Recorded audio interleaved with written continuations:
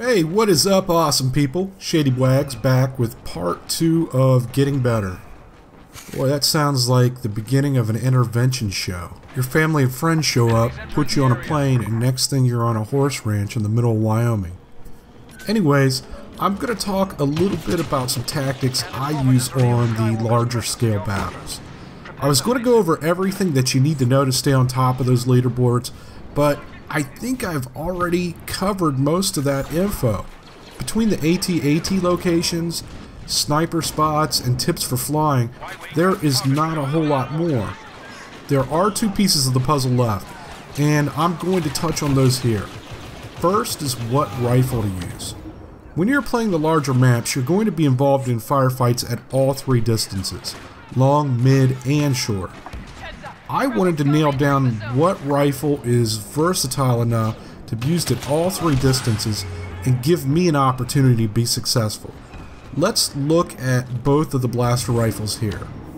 The E11 does 35 damage up to 10 meters.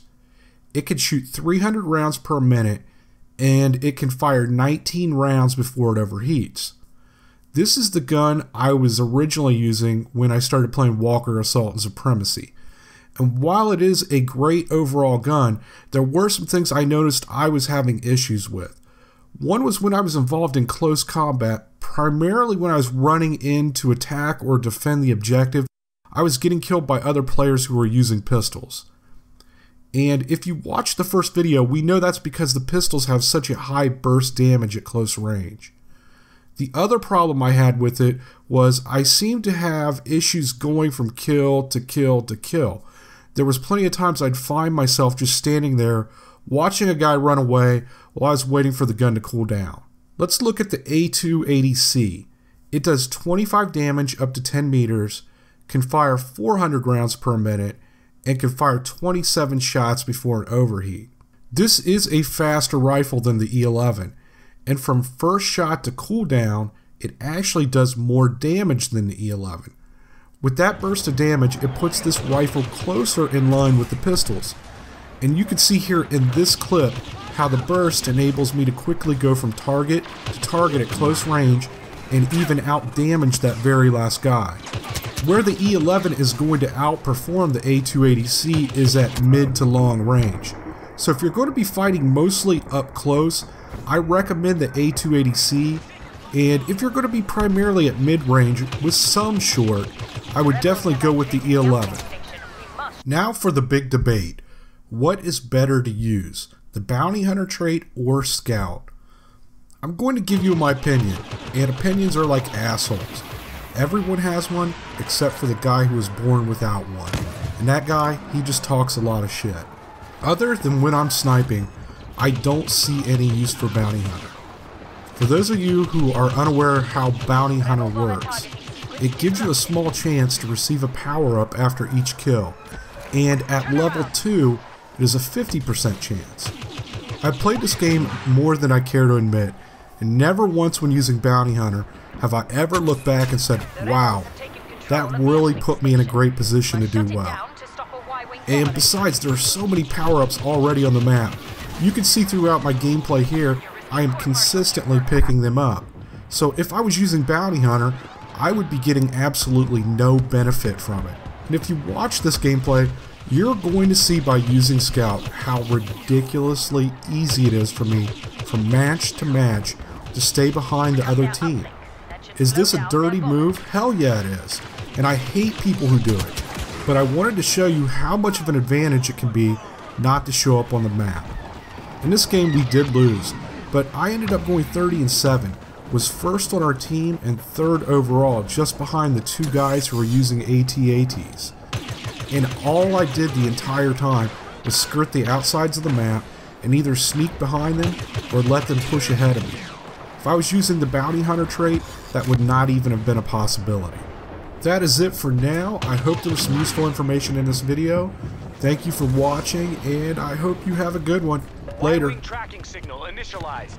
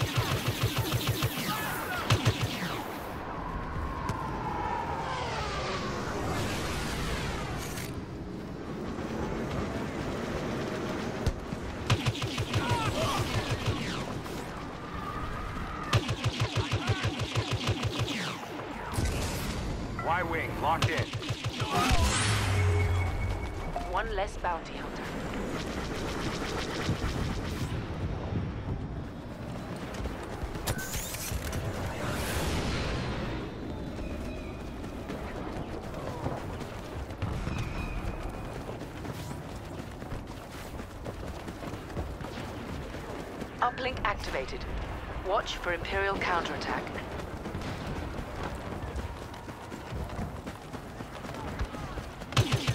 Uplink deactivated.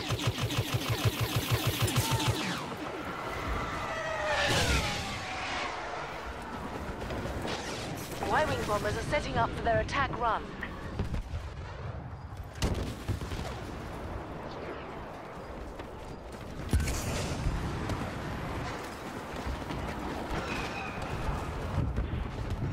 Focus all fire on that AT-AT.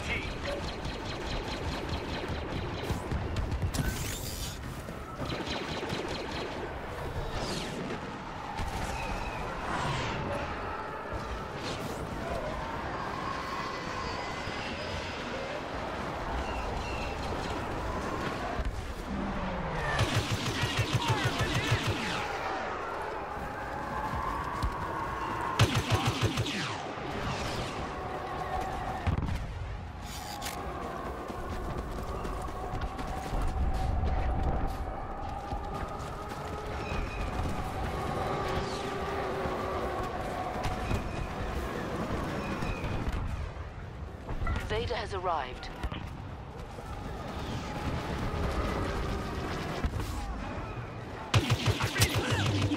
Focus your attack on the walker. It won't be vulnerable for much longer.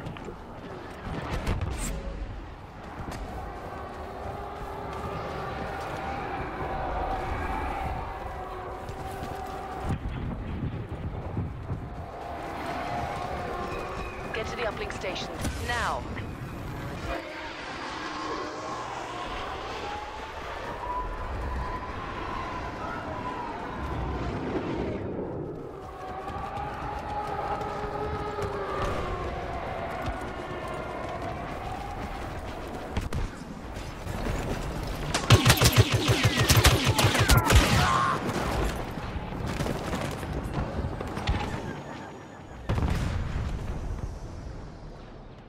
Hold that uplink station. The Y-Wings need it to zero in on your location.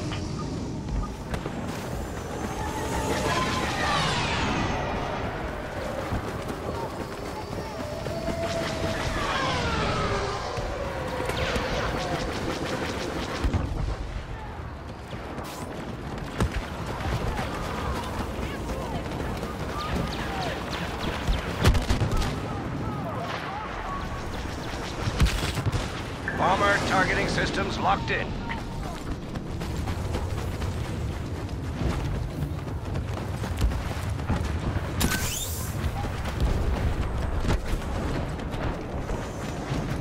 Well done.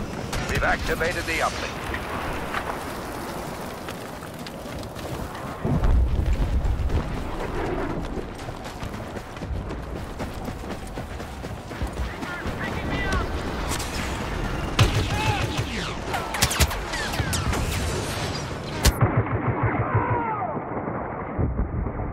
Uplink deactivated. Get it back online.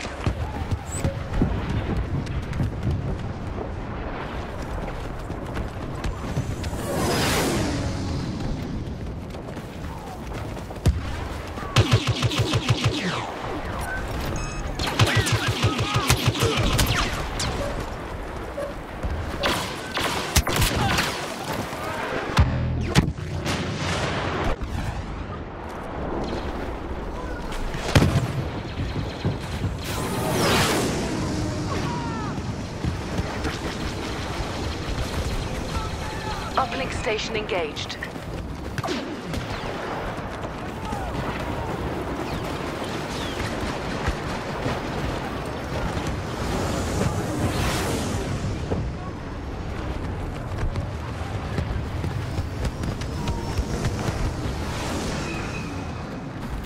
We've defeated Vader.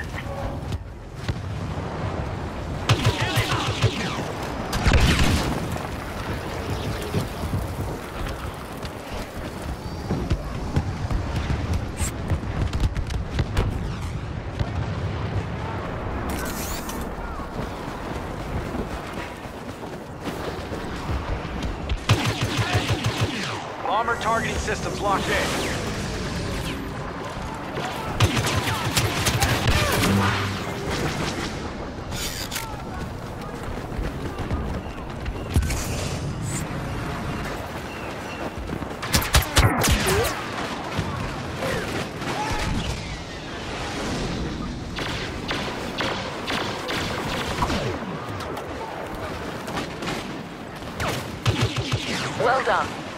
Deactivated the uplink.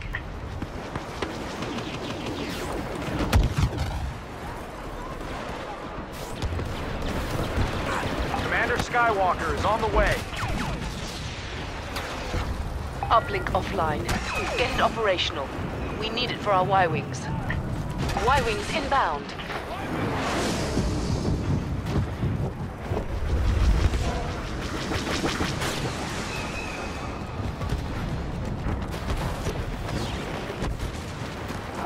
The walker is exposed.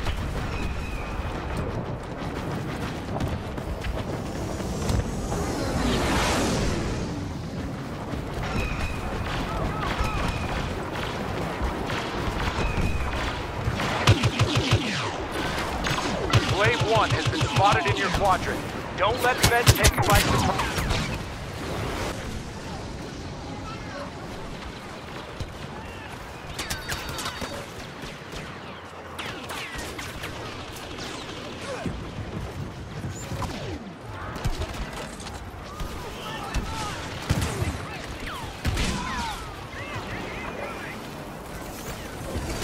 Y-Wing locked onto AT-AC coordinates.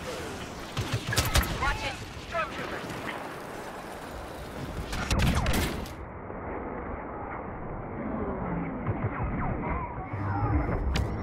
We have activated the uplink station. Well done.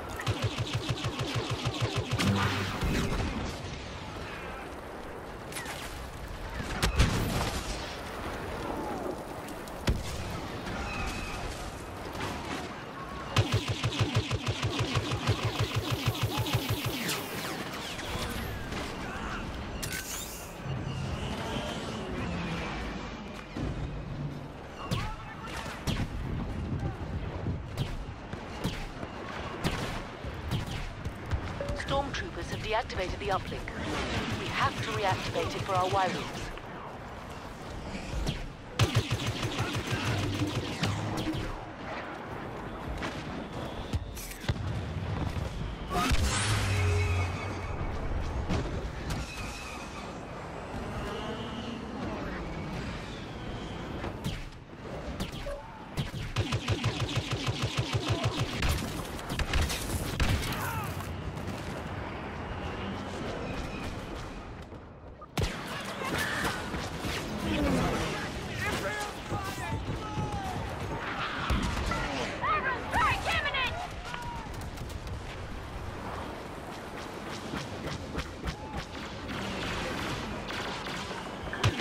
That Darth Vader is near your position. Be careful.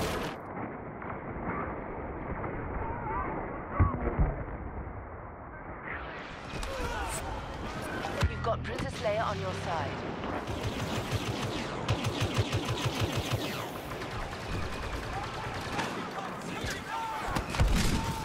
Y-Wings inbound. Watch out for enemy soldiers.